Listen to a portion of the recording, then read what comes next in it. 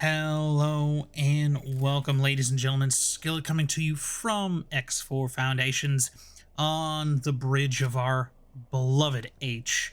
Well, we don't know if he's beloved yet, but let's talk. That's right, we haven't had a Let's Talk episode in quite some time, so let's get back to that. Let's have a discussion. And today's discussion is kind of about combat strategy. Now, I will be honest, this is probably the triple dozenth time that I've tried to do this video. There's just so much. Honestly, there's just so much to really talk about and to cover. And in the last video and in the post in the community tab, I asked, how do you guys like combat in X4 Foundations? Out of sector, in sector?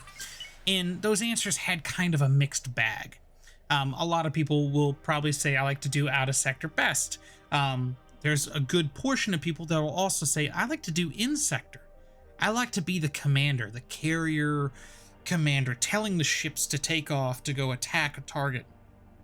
And I will say that is an awesome feeling, awesome visuals. You don't get the bars at the top and bottom of your screen like you do in the cam view. And some people might just say, hey, you know what? I just let my fleet do what it does. And that's more of an approach that we take here at Skillet Gaming or T-Skillet Gaming. And if you're a veteran of the channel, you know that. And if you're not a veteran or you are an intermediate player and you just don't get how things work, there's a whole lot.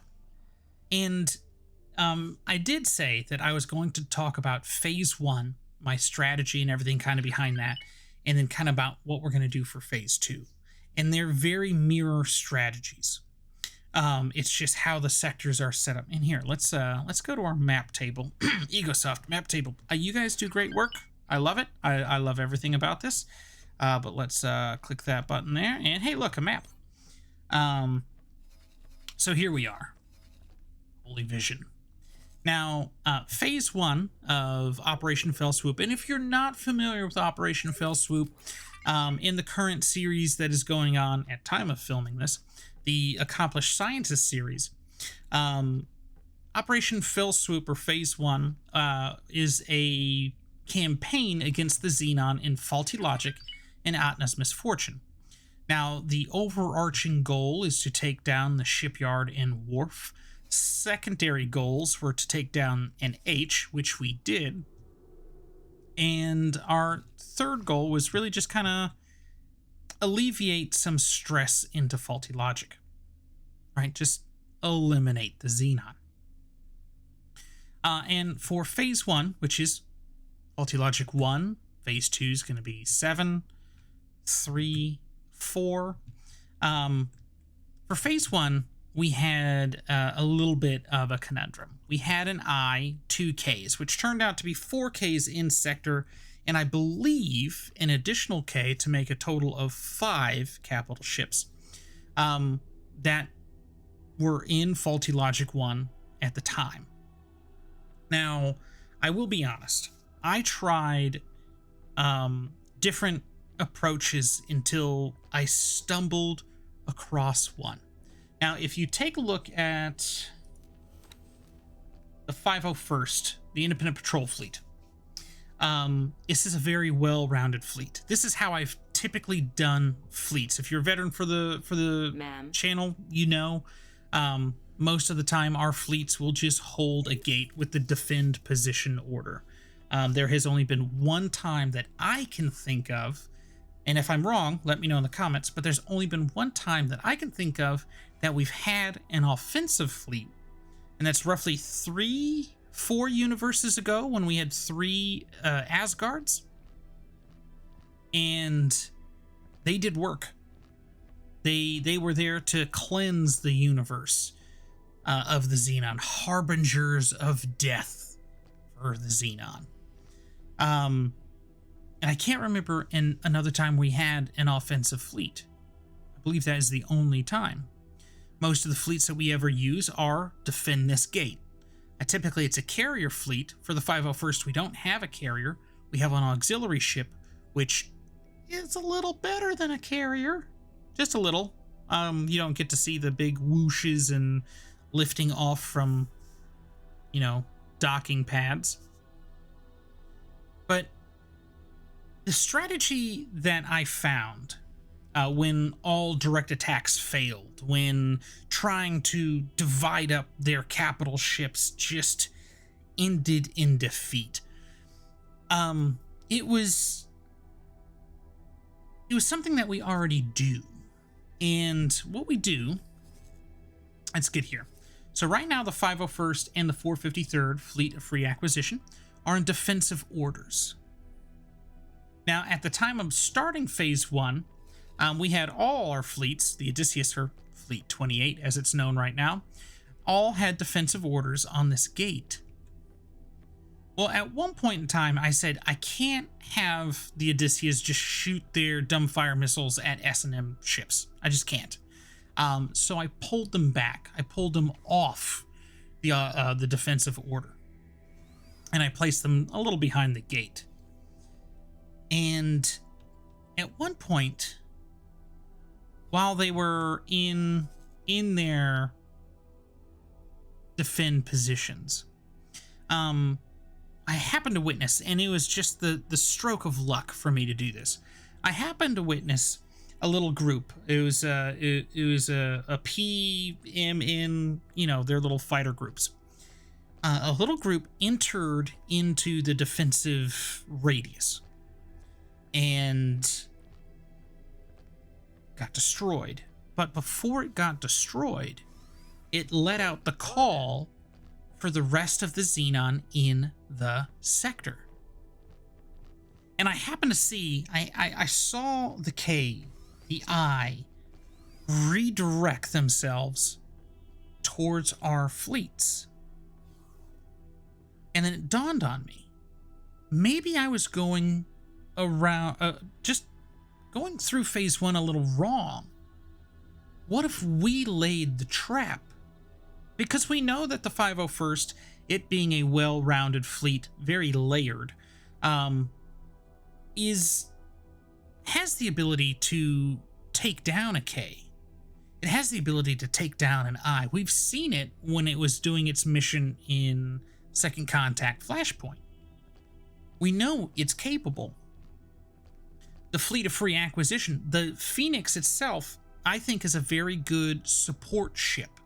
And that's typically how I've used the Phoenix up until this point, is I've used the Phoenixes as a support ship to help soften or just kind of control the S and M class ships that have been, you know, attacking our capital ships. And as I witnessed this, I said, well, maybe there's something to this. Maybe we just need to bait the Xenon into combat. And so that's what I ended up doing. Now, before the final result of what you guys got to see, I played around with it a little bit. There were times where it came very close to us losing everything, but there were times where it was a little eye-opening. I was like, okay, so we have the fleet of Odysseus just sitting, right? Just kind of like how they are now. They are waiting for some orders. I do need to get some of these guys repaired and restocked with dumbfire missiles. But we know that the Odysseus are good for taking down stations, but they're also good at taking down capital ships. So what if we have them as a direct offensive fleet?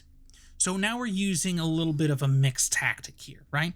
We're saying defend this position, and then once a fleet is engaging or engaged, then we have another fleet come in and attack individual ships. And it worked. Now it worked up until we got to the I, which caused its own issues, right? because everybody's eyes are just fearsome. If you don't have the right ships, they are very fearsome. So we happen to have a pirated behemoth. Now, if you go back and you watch the Phase 1 video, the behemoth is one of the last ones shown in the beginning before our logo appears, right?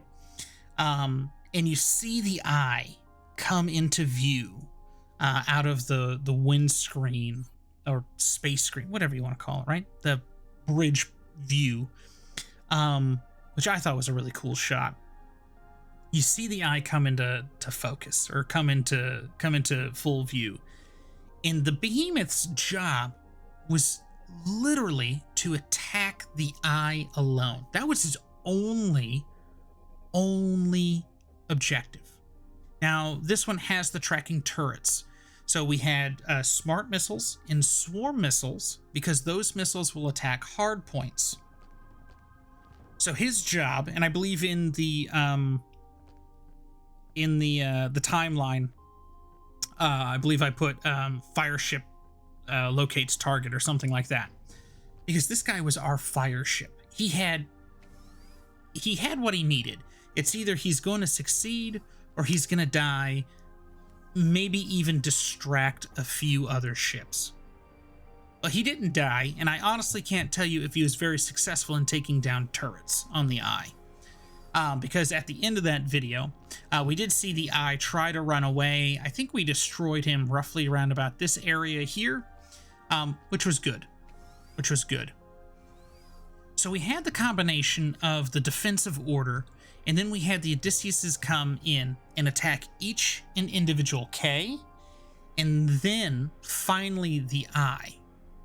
Now, my thought process behind that was, we have S&M class ships. We also have a few amount of Phoenixes. We have mass drivers. We have plasmas, blast mortars. We should be able to take down whatever swarm pretty easily. And then the intercept group from the 501st and the bombard group. Well, the bombard group would automatically pick a capital ship target. But the intercept and the attack groups, after they get done with their individual targets, could then also focus on a K. And then we are either going to be taking them out with focused fire, or we're going to start weakening the next target. And in the video, we see a K get destroyed. The first K that enters combat is destroyed by the 501st and the 453rd. The Odysseus weren't even in engagement range at that time, I don't believe. And we succeeded. Now, the end result that everybody got to see and what's in this universe now was very acceptable losses for as many times as we've done it. That was, 3 ships? There were times where we lost a handful of capital ships. We lost the Stork at one point, which was a huge detriment to the fleet. Because at that point, we can't rearm, we can't repair, we are just sitting ducks. It's just a glass cannon at that point. The auxiliary ship is what really makes the 501st a very formidable fleet, because it can do anything that it really needs to without having to go rearm, having to go repair, having to switch equipment. It can do it all. And that was kind of the strategy for Phase 1. And Phase 2 is going to be a very similar strategy. We're actually going to pull, and what we're going to do first, because the lay of the land is this: 2 Ks, a station. This is the exit for the superhighway. This is their fighter group, swarm, if you want to call it. What we are going to wait on is something like this, because this guy will get the attention of these guys, which will possibly also get the attention of these guys, but I don't see them actually going for it. I don't think the Ks are going for it too, but they are a little slower on the maneuverability. That guy's turned. I guess they're going to let him slip through. There are times where the miners will drag these combatants away.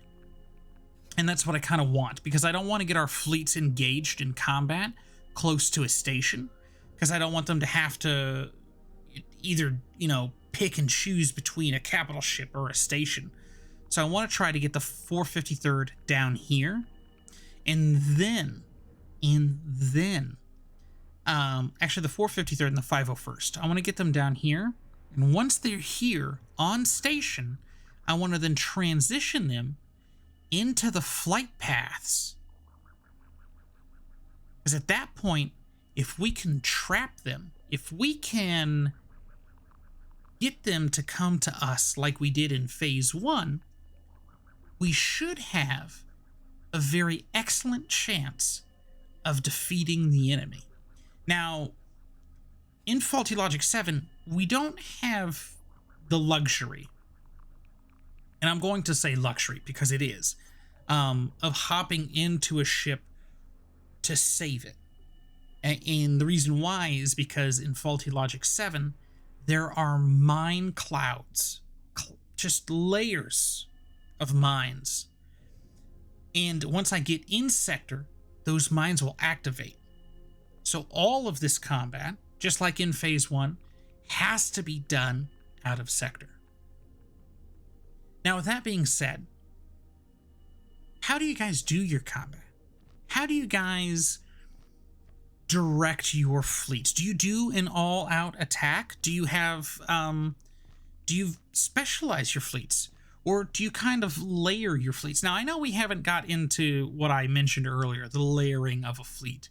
And I'll actually put that in a separate video when we start talking about fleets again. So be on the lookout for that, because we are going to be talking about fleets. But put your thoughts, put what you guys do. Let us all know, because maybe you have something that we haven't thought of yet. But this is going to be Skillet signing out for now. I hope you guys have a wonderful evening, morning, whenever you watch it.